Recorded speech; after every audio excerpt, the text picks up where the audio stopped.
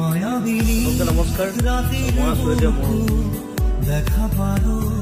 তোমাৰ ছবি ভৰা দিলা গোপনে আহি হিয়াৰ কোলা